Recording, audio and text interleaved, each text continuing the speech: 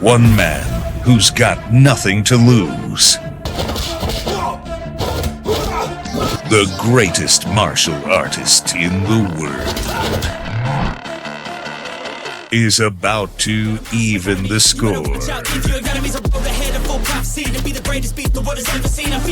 They should have called in sick today. For justice, there's no day off.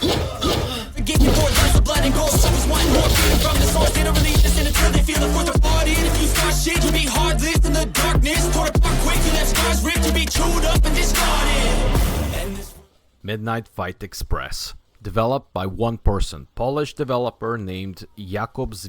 Hopefully I haven't butchered the Polish sounding too much. Published by Humble Games, part of a favorite website of mine, Humble Bundle.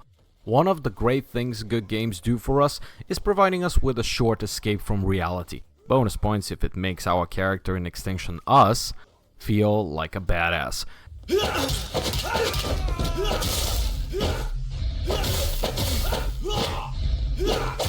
Well, Midnight Fight Express is here to scratch that itch.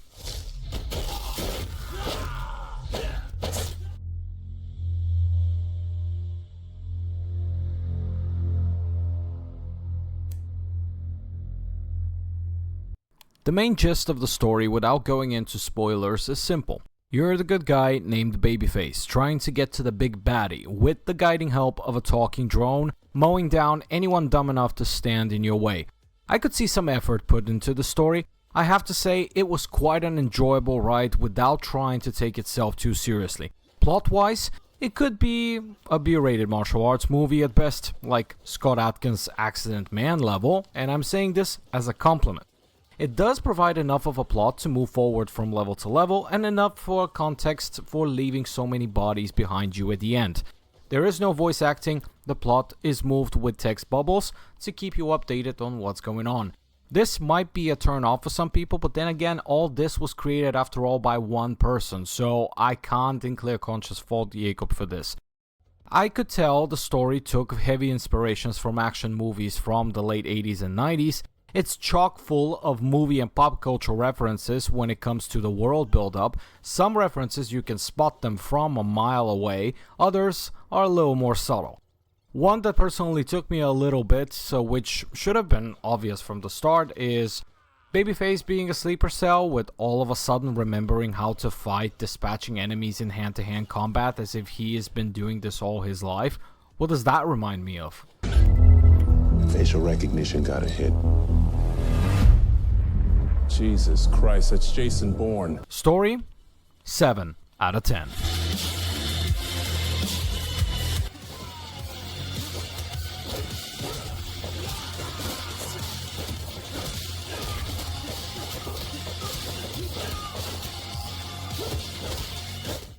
Midnight Fight Express is a top-down isometric view beat-em-up. Controls are pretty simple and very responsive. You can tell using a controller is highly recommended, although I'm feeling more comfortable playing with a keyboard and mouse.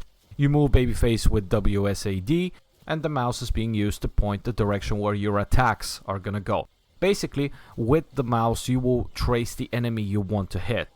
If you at any point get your hands on a weapon such as a pistol or a machine gun, right mouse hold is aiming and left mouse click is therefore shoot.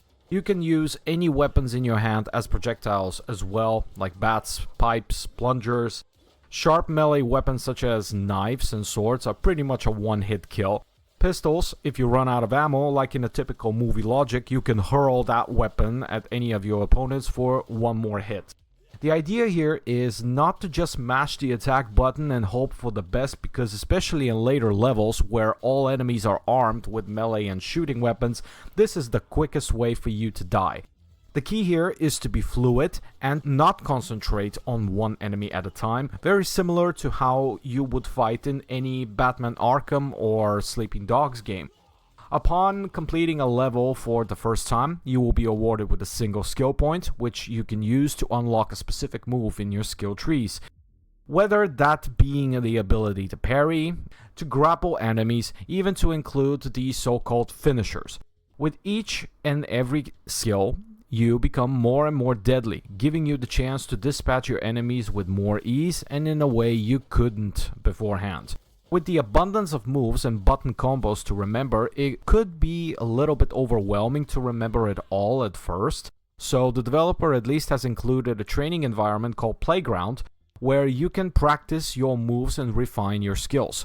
You can even set specific type of enemies to appear and surroundings to make sure you build up your finger memory combinations and improve your ability to think on your feet when fighting. The story is comprised of a good healthy amount of 40 levels. Almost every level you get introduced to a new enemy to deal with, which keeps the enemy pool fresh, at least visually. In terms of types, you've got your standard goons, you got your heavies, you got your enemies wielding either knives or guns, and every now and then a more unique one like the rat people, for example, that spew toxic waste, are coming in as well. Roughly every couple of levels you get to face a boss character which has their own pattern of attacks you need to adapt to, although not too tough to deal with. They're just more spongy than the typical thug. The story can be finished in about 5 to 6 hours, give and take. Once you have completed a level, you can replay it infinitely. Now, with finishing the level, you can attempt to fulfill 3 specific level challenges, which, depending on how good you are, can easily add another 5 hours to your gameplay in total as well. Challenges typically vary in terms of finish the level under X amount of time, or kill X amount of enemies in a specific way, or with a specific weapon. Fourth challenge, which works at even when you play the level for the first time, is to finish the level with a total of 10 golden teeth that you can knock out from standard enemies on a random occasion. If you couldn't get all the teeth on the first try, no worries, you can replay the level to acquire the rest. Last, fifth challenge is to finish with the highest grade score possible, which is S. You don't have a minimum requirement score to finish a level for the first time in order for you to progress. It's enough for you to just survive and finish the level. You have tons of customization for your character. I'll speak about that a little later. Some of the customization options are locked, like some head accessories, clothes, or even whole character skins, that the only way to unlock them is to finish the challenges in the specified level. Progressing through the level follows a repeating pattern. You enter an area, you get little exposition from Droney, enemies attack you, run to the next part of the area where you face the next batch of enemies, rinse and repeat until you complete the level. There are no alternative routes, it's a very strict linear experience. At the end of the level, you are met with a level complete screen showcasing what you have unlocked and how much of the challenges have you completed, along with breakdown of your total score and an added incentive to keep the grind and extend even further the game's longevity is to your participation in leaderboards and time scores, where you can attempt to get the highest possible for the current level. A nifty little cool trick you get if you want is to get the game to generate a GIF of a section of the level where it thought you were absolute beast, you were absolutely amazing and la la la, which, whether you agree with it or not, that's up to you. When it comes to the customization, I cannot really complain in terms of the variety Jacobus has given us about, customizing your character. The amount of money you earn from completing the level the first time and subsequent better scores on replaying the level, you can buy different head accessories, dress babyface from head to toe, pretty much. Even give him tattoos or different colored skin, custom made whole skin, those in particular being won as a result of completed challenges from a level. This offers pretty much a near endless possible combinations of clothing and customization, either to make him the meanest and scariest vigilante you can think of,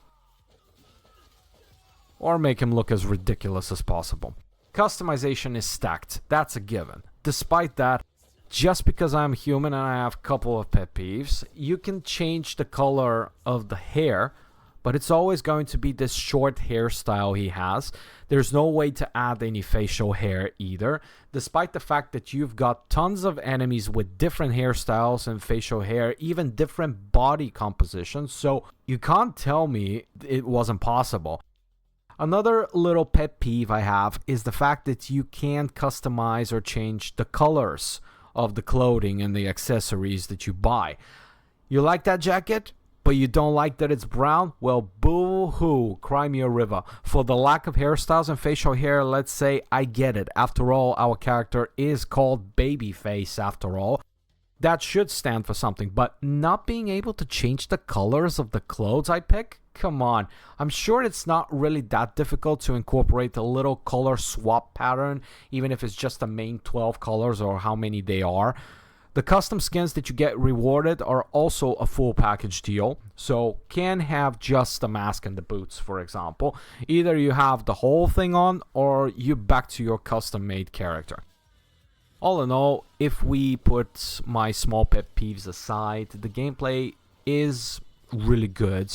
Soul level satisfying, I would say, especially when you achieve this zen of fighting fluidity. Gameplay, 9 out of 10.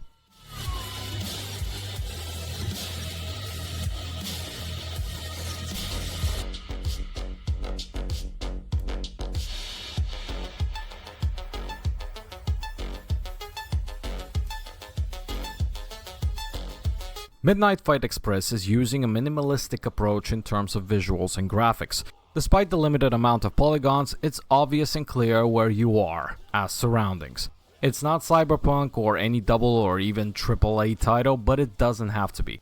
The game does have something of a film grain of sorts, which in all fairness I normally like and makes it for more immersive experience in terms of narration, as if I'm watching a movie. This time though, I couldn't figure out how to turn it off. When I started to make this review, especially when I wanted to zoom in on a couple of occasions, it leaves with the impression as if the video quality is bad, but trust me, the problem is not in your TV, as the saying goes. I would assume it's there intentionally to maybe mask or hide some of the imperfections in the minimalistic already graphics, but I digress. Characters are detailed enough to be clear what and who they are, and being still in the tone of the chosen visual style of the game. The characters' movements, especially Babyface when fighting, are really fluid and seem even almost effortless. Any self-respecting fan of martial arts movies as a whole, trust me, you will be very impressed by the variety of punches and kicks and how realistically movements themselves flow from one to another. That's thanks to a unique combat engine designed by Jacobus with the help of Kratos' stuntman himself, Jacobus, who brought together an action team at his Las Vegas-based Super Alloy Interactive studio to design and perform the game's motion capture. In total, the team of stuntmen in the course of just 4 days have made 1,200 shots of movements. Level variety is huge here, making sure the levels are not visually repetitive. You've got apartment complexes, diners, shipyards, planes, subways, bathrooms, pretty much any room or environment you can think fights can happen are there and will happen. Sometimes in the heat of the battle, you will inevitably end up fighting behind an object or a wall, although in this case you are not able to see your character, enemy and actual fight clearly. You can still see the clear outlines of your character and the enemy, so you at least know what's going on. In terms of audio, I love Noise Scream's work with the soundtrack. You can find it on Spotify as well. The chosen tone is an action-oriented, vibrant, dark synthwave, and it does a great job getting you hyped up for the next punch or kick you want to throw. When it comes to the punching and the kicking itself, the sounding of that is very meaty and satisfying, at least for me, to listen to.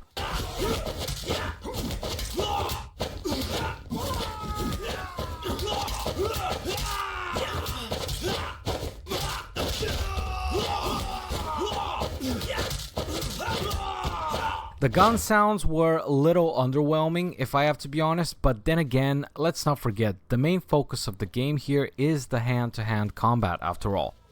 Guns, grenades, launchers and the like, they're just here to break at certain key moments the monotony of the fighting. Presentation, 8 out of 10.